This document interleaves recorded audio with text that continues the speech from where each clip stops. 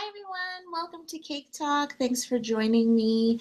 I decided to wear my Fall for Cake sweatshirt today because even though it's spring here, it feels like fall. So let's get started. The first question is from at Nikki Hopkins on Instagram. What is the most difficult part about using fondant? There are quite a few difficulties. The most difficult thing is sort of getting used to it and finding a brand or a recipe that you like. Um, Weather is a factor in fondant. I find when it's really hot and humid, it can be sticky, it can stick to your hands, it can sweat when it's on the cake. And then in reverse, in the winter, it could be dry and crack and have other issues, and you really need to knead it well and add some shortening. But mainly, the biggest issue is just sort of getting used to it and how it works and how it covers different size cakes. Sometimes it rips and falls off, depending if your cake is really tall. Um, yeah, that's the most difficult part, and practice is the best thing to help you with that. So I hope that's helpful. Next is, oh, this is a great question, and nobody's ever asked it. At George Stubbs on Instagram. What is your favorite thing about how to cake it? Well, my favorite thing is that I get to be me and I get to make all the cakes that I want to make. And I also love making cakes for you guys. You guys have requests and things you want to see. So that's amazing. I love that. I love, for example, sushi was a huge request, and it was also something that was on my own bucket list. And it was so well received, and everyone was so excited to see it. So, yeah, I love just being myself and doing what I love to do. And I really love that you all love to watch that. So it's pretty amazing. Next. Oh, and working with people I love. I should say that too, because Jocelyn and I have a great time in here. Okay, next question from Daisy Chapman 1_123 on Instagram. How long will fondant last when you store it in an airtight container? P.S. Love you and Jocelyn. Oh, thank you. We love you too. Well, fondant has a really long expiry date. I know one of the brands I have, the expiry date is like 5 years from the time it's made. And it never really goes rotten. There's my fridge. It just dries out, especially if it's unprotected. So you want to wrap it really well, keep it in a bucket, and it will honestly last a really long time. Really long. I think I once made too much of a certain color, and then I kept it for so long, and I'd say after like 6 years, I had to throw it out because it was just dried up, and it was a really ugly color, and I knew I wasn't going to use it anyway. So very rare. Fondant is the thing I pretty much never have to waste. Oh, here's a good question. Here's a live question. This is from Niwanthi. I hope I said that right. Niwanthi Nugapitia. Hi everyone at How to Cake It. Hi, if you could turn back time and remake a cake and make it better, which cake would you choose? I know exactly which one. It's half birthday. I did something wrong with that recipe. I don't know what. I was really distracted when I was baking. I was on the phone and I was doing a million things. And I know that I mismeasured something. I just have no idea what it was. So my vanilla cake, which I've made like thousands of times, came out really, really yellow and really, really, really dark at the end, at the edges. But it wasn't burnt. Like I've actually burnt cakes before. I think it's burnt, but there was just something wrong. I mismeasured. Even the texture of it was different. It was more spongy. And I didn't even really notice because the top looked the same until I was cutting them open on the episode. And I would redo that. I really want, and it was a Fanetti cake. I remember I put sprinkles in it. So I really want to do something else with that theme. So that's what I would do. Next, let me ask another question. Okay.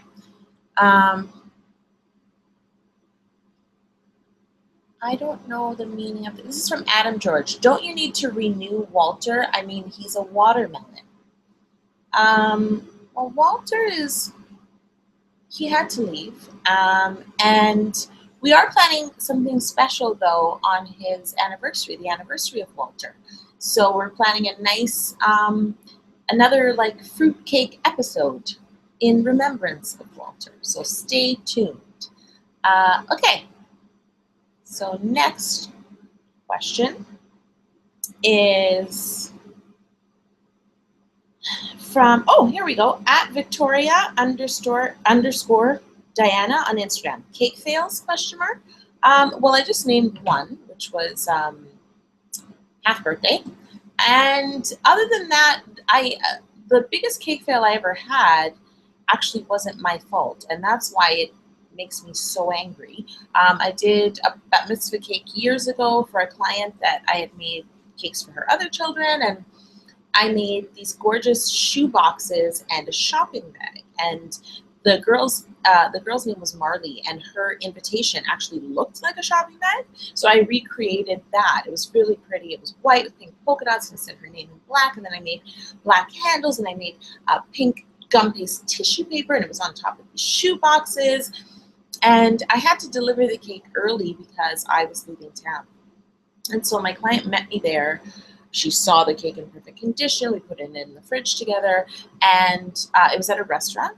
And it turns out that in the waiting period between when I delivered it and the party, the chef took it out of the fridge and left it out in the kitchen. And keep in mind, this was like June 30th of that year, and it was boiling hot, like boiling hot outside, never mind in the kitchen. And let's just say that the cake ended up looking like somebody boiled a kettle and poured it on top of the cake. Like the gum paste was melted. It takes a lot of heat for gum paste to melt. Like it's never even happened again. So I was just very lucky that my client met me there and saw the cake in perfect condition. And also it was very obviously melted. I mean, it didn't look dropped or taste bad or anything. Like it looked like it melted. And so that was the worst cake disaster that ever happened, and it really upsets me because I would feel better if it was something that I did, because then at least I guess I did learn a lesson. I learned never to trust somebody else with cake, and I never do. I always used to deliver 2 hours before the event began and make sure that my client sees it, because you just never know. I also once delivered a wedding cake to a banquet hall, and it was for my high school girlfriend. And in the end, I had to set it up. It was suitcases with a purse on top. And I remember all the staff that was setting up the room was really interested, and they stopped and they were watching how I assembled the cake, and they asked me so many questions. And they kept asking if the handle of the purse was real. And I said, no, it's cake, it's icing, it's gum paste. Lo and behold, I leave the banquet hall and they must have touched it. And so it turns out that the florist at the event ended up shoving a bunch of those big floral pins behind the handle to stop it from falling back. And again, the only reason I know this is because it was for my high school girlfriend. So she told me like the next day what had happened. But thank goodness, somebody else had witnessed it. And once again, it wasn't my fault, but it's really scary. It's kind of like I always used to feel like I was dropping off like my baby somewhere and leaving it behind. And you spent so much time and effort on these cakes. Okay, so here's another good question. Oh, this is a good question. Again, from Adam George. How did you meet Jocelyn? I met Jocelyn because she's actually friends with Casper, who's been on the show. And when Casper and I started making sweet tables,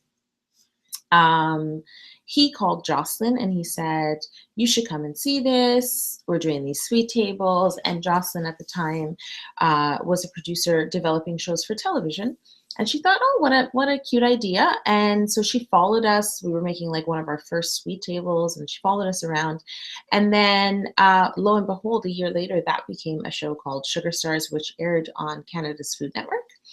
And after that show was not renewed, and that business sort of like fell apart, we all sort of went our own way.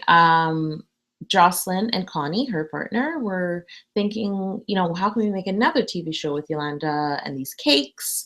And they came up with a lot of good ideas, but nobody was ever really interested. And so I ended up having my son, and they called me when he was 8 months old and said, how about YouTube? We want to make a YouTube channel with you, which is amazing because this is the three of us making this channel together, and it's everything that we want it to be. So yeah, that's how I met Jocelyn, and now she's here almost every day. Okay. Okay, let me see. Oh, this is a good question. Oh, again, it's from Niwanthi. I loved the wedding cake you made on How to Cake It. Did you make your own wedding cake? No, I had, well, I shouldn't say that. I got married away. I got married on the island of Grenada. That's where my mother is from. And so our friends and family came with us for a week, and the hotel was very nice. They offered to let me use their kitchen and make my own wedding cake, but I decided if everyone was going to fly to another country for me, that I should spend time with them and take them on tours and let them see this beautiful island that I've been going to my whole life.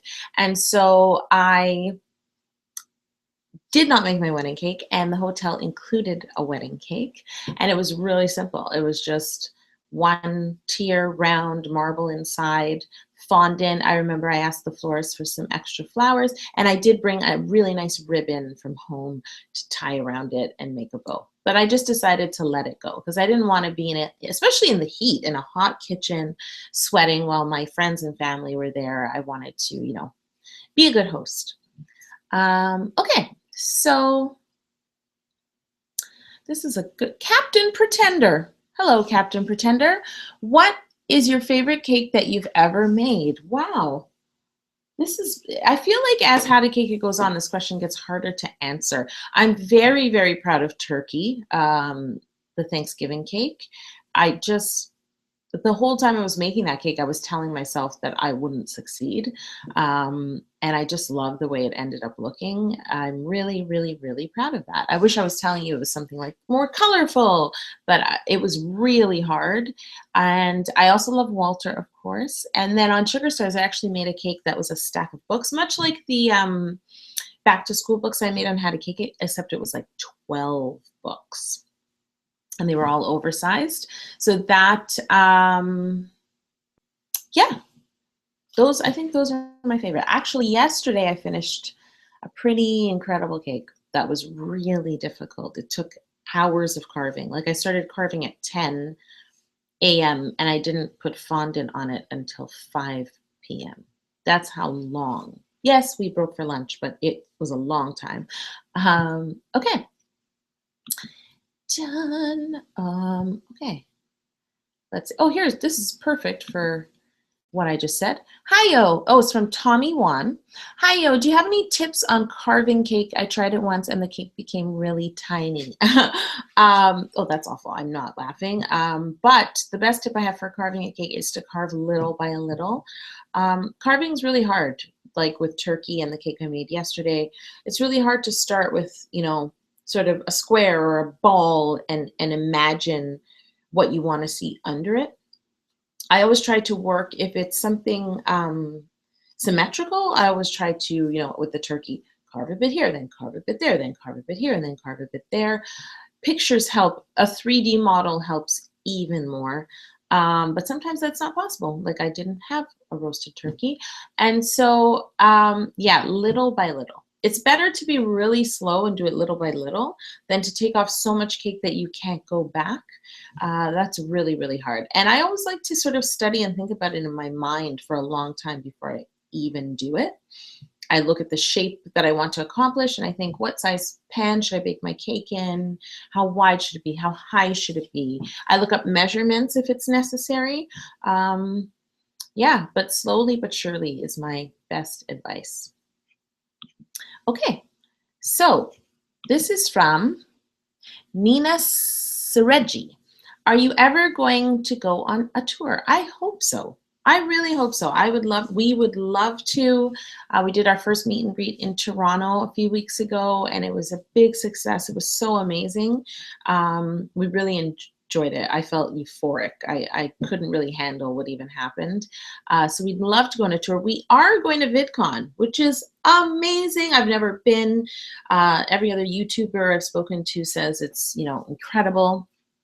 So I'm really curious and excited and scared and nervous and all of those good things. But I am looking forward to VidCon. And I've also never been to California. So that's amazing. Okay. Okay, here we go. This is from Rita Faisal. Yo, Yolanda. Yo, what's up? If you could make a cake with any baker in the world, who would you choose? By the way, your videos are amazing. Keep baking yummy cakes. Thank you. I would choose Mike McCary. I actually made him my creator crush this week. I love his cakes. I always have. I don't even remember where I first saw him. I probably saw him on TV on something, and I just love, love, love his work. I love the style of it, everything about it. So Mike McCary is who I would bake with. Okay. Ooh, here's, oh, Captain Pretender, it's you again.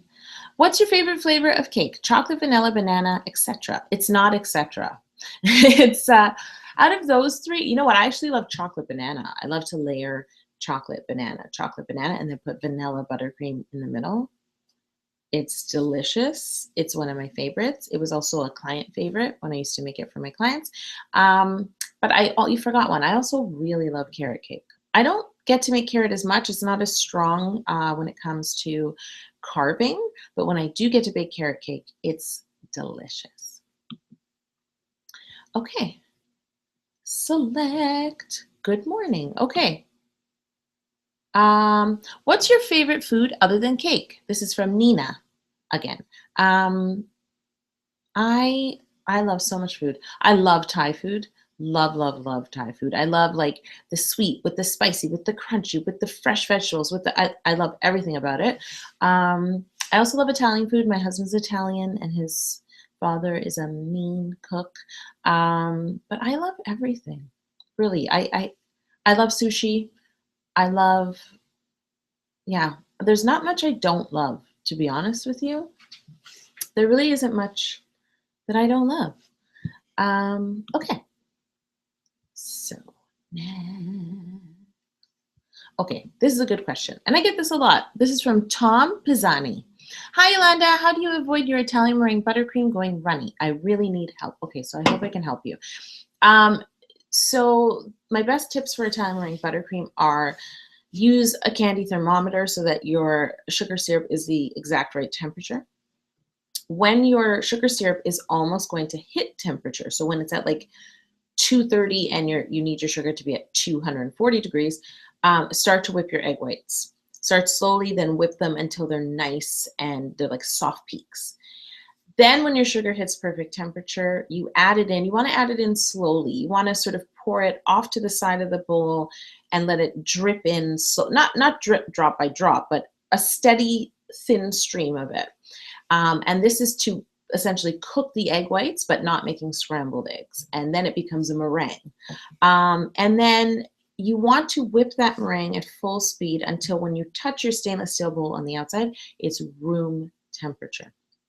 And at that point, you're going to start to add your room temperature butter bit by bit as it's mixing. Don't stop the mixer and put it in. As it's mixing, you're throwing the butter in. And when you first start to throw the butter in, you will notice it will drop because it's trying to take in all those butter molecules and whip them and emulsify. So give it a moment. Don't think, oh no, I threw in the butter and now it's destroyed.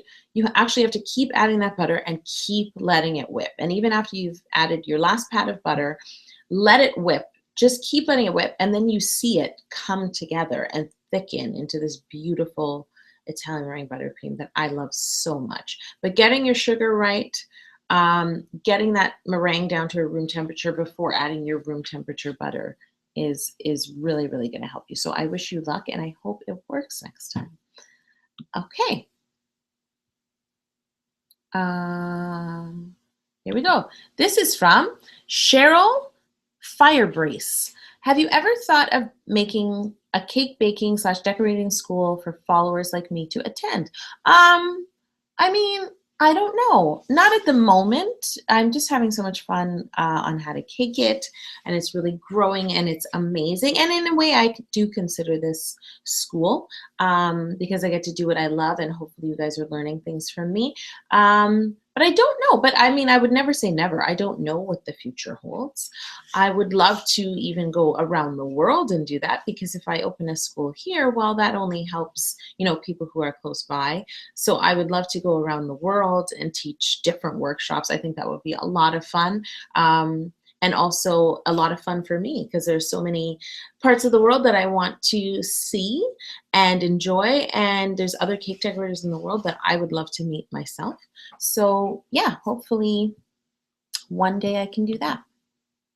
Okay, let me go back to Instagram because there's so many questions. Oh, this is an interesting one, and it's from at Sweet Mommy 83. Hi, Sweet Mommy. What is your dream vacation? I'm lucky enough to have been a lot of the great places in the world that I've wanted to go, but I really, really, really want to go to Denmark. It's very high on the list. I really want to go to Denmark. I'd really love to go to Singapore. There's so many places I want to go. I basically could stand here and just list everywhere in the world. But Denmark is very high on my list and always has been. I'd love to go to Iceland. Yeah, I have a big thing for modern design, and every single time I see something on Instagram that I want, it's in Denmark. It's not even a joke. So I think I have to go there at some point in my life. Okay. Oh, that's so funny. And I just said I wanted to go to Singapore. This is from Jacinta Lim. Hi, Yolanda. Hello from Singapore. Hello. Do you have any cakes that you really want to make? Yes. I have an ongoing list, and I keep adding to it. I am making some of them this summer. 2 of them are fruits. That's the biggest clue I'm giving you. 2 of them are fruits. I've always wanted to make a DJ turntable, even though I know that's technically kind of out of style now because people DJ on computers. But I just love the look of them, and I love how square. I love like all the geometric shapes that are a part of that. So I'd really love to do that, even though it looks really difficult. Done. Oh, hello. This is from Juno. How was South Africa, and what was the worst and best experience? I don't think I have a worst experience. Oh, okay, I do. And it's not even that bad. It's nature. So we drove the garden route. And when we drove from Franschhoek to, where did we drive to? Oh my gosh. Well, we drove all along the garden route, and we went to the Western Cape for safari. But it became night as we were driving, and we had really bad weather. So it started to rain, but it was the type of rain that you can't even see in front of your face, in front of the car. And so that was very scary. I'm not a driver. I don't drive. And on top of that, even being in a car at certain times, I'm often scared. And that was an instance where I was scared because it was terrifying. You're driving on this road in a country you've never been to, and you can't see in front of you. So that was really scary. I've never been more thankful to get to a destination. But it was beautiful in the day and before it was raining. Actually, I've never seen so many rainbows. I actually have probably 8 pictures of rainbows that I saw within 2 days. And I thought, what is happening in South Africa? I never see this many rainbows at home. Rainbows over fields, and it was beautiful. The best experience was the wine country. My husband and I both love wine. It was beautiful. I actually just made a photo book, a giant photo book, because that was our honeymoon. And I look at the pictures and I think that they're fake. And I was there. It was so beautiful. I remember we just kept saying, is this a postcard? I couldn't believe it looked like that. And we actually dream of going back because I would have loved to spend more time there in particular. And there's so much that we didn't get to do. And it was really, really beautiful. So hopefully one day I'll get to go back to South Africa. Okay. Oh, I get this a lot. This is from Rita again. Could you ever make a Minecraft cake? Okay, I'm gonna admit, I don't know much about Minecraft. I don't play video games. I do know that it's extremely geometric, and I see a lot of the toys in the toy store when I go to the toy store for my son, and I think I would really like making a Minecraft cake because it's so geometric. It's right up my alley. But anytime I do things like that, I get really scared because people love Minecraft. So anytime I'm making something that I know other people are obsessed with, but I don't necessarily know the most about, it really scares me. Like when I did the butterbeer cake, or doing something like Minecraft, or when I made the Rubik's Cube cake, like, because people are such fanatics for these things, if I get anything wrong, they will just spend all their time pointing it out to me. And so, yeah, I have to get it right. I would have to do a lot of research and perhaps have some kind of a model. Okay. Next. Okay, let me go back to Instagram. Wow. Oh, wow. Um, okay, this is a good question actually, and it ties into the buttercream question from before. This is from Afira Khan. When I take my buttercream out of the fridge and mix it, it always splits. How do I stop this from happening? Okay, so when I take buttercream out of the fridge or freezer, I let it come to room temperature at room temperature. So if I take it out of the freezer, I'll actually put it in the fridge first and let it come to fridge temperature, and then I'll put it at room temperature, let it come to room temperature completely. And then what I like to do is sometimes put it back in the mixer and whip it back up, just because it's just cold, so it looks split, but you need to let it mix and warm up. You can also put it in the mixer and take like just a bowl of warm water and put, like, I'll show you, is this too far? Put the bowl sort of under, just to give it, you don't want to heat it and you don't want boiling water, but just to add a bit of warmth, because if you've taken it out of the fridge plus it's cold where you are, it will take even longer. And so you really just want to whip it back together really well, and it will come back. I know it often looks like it won't come back. It will come back. Okay. Okay, next. I get this question a lot. And this is from Jessica Inga. Hi, how do you stay fit after making the beautiful cakes? I don't think I'm fit. I think that I'm petite and small, but fit to me means strength.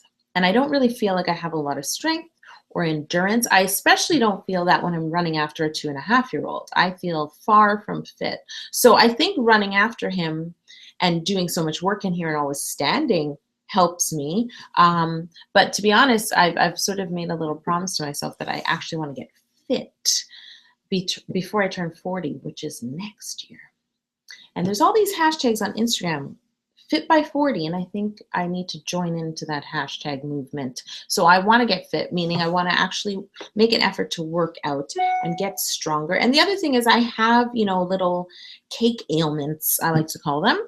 This morning, after making a cake for 2 days and all this carving and icing and rolling up big hunk of fondant, I woke up this morning and my body feels like this because it just gets so tight in here. Sometimes my wrists hurt just from doing always the same actions. So I'd love to really build up those muscles and support myself because I know that I use them a lot. But thank you for the compliment. Oh, this isn't even a question. It's an exclamation. It's from Afira again. Galaxy cake. Yeah, we get that a lot. Galaxy, planets. And I actually recently, did we leave that in the episode? Oh yeah, in the rainbow cake episode, I admit that I have a thing for planetariums. I was obsessed with planetariums. Toronto no longer has one, but when we had one, I used to go there alone. I loved it. So maybe I should do something galaxy. Okay, so we have time for 2 more questions. Oh, this is an excellent question. This is excellent. It's from Joanna Joseph. Hi again. What's your greatest achievement and how has it shaped you? I'm going to say, wow. Okay, so I have 2. One would be becoming a mom because it's very life-changing. And everybody has heard that. And it sort of has 2 sides because it's the hardest thing I've ever done. Hardest thing. And it's also the most fulfilling thing that's ever happened to me. To bring that much love into your life and to love someone that much is intense and amazing.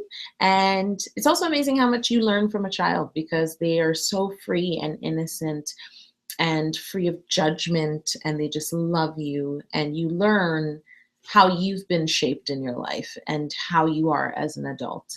And they're really just so free of that, and it's inspirational. And also how to cake it would be my greatest achievement.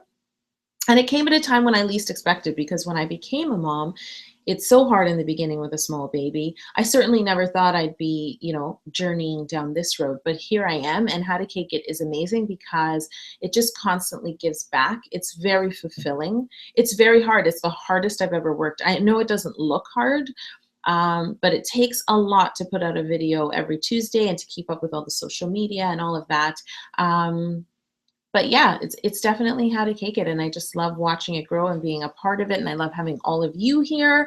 I love that you're interested. I want to keep it interesting. So yes, definitely those two things. Thank you. Okay, and last question. Okay. I want to answer a new question that has never been asked before.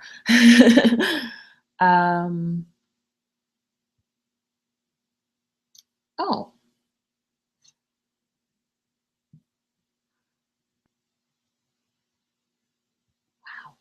I'm sorry. I'm taking way too long, but all of them. Oh, wait, what was that? Well, this is from Cheryl Firebrace. Sign me up, Fit Before 40. I need to get there. Let's do it together. I need to get on this hashtag too. Okay. Okay, here's a good question. This is a good question, and I don't even think I know the answer. Last question. At Megan P290 on Instagram. What's the difference between frosting and icing? If there is a difference, what do you prefer to use? I actually am not sure what the difference is, because to me, well, first of all, they're both nouns and verbs, because you can make frosting and make icing, but you can also ice a cake and frost a cake. So I'm not sure why that is. And also, to me, frosting has icing sugar in it. I guess that's how I always think about it. But then again, you have like American buttercream icing, which has icing sugar in it. So I'm not even sure what the difference is. To me, when I normally hear frosting, I think of something that is not meringue based, like Italian meringue buttercream or Swiss meringue buttercream. That's how I think of it. I'm not sure if I'm right. I swear I'm gonna log off and I'm gonna look that up. So I hope the answer is out there, and I'll bring it with me to the next Cake Talk. Thank you everyone for being here. Thank you so much for joining me every 2 weeks, and I can't wait till the next Cake Talk. And this hair has been driving me crazy the whole time. Bye guys.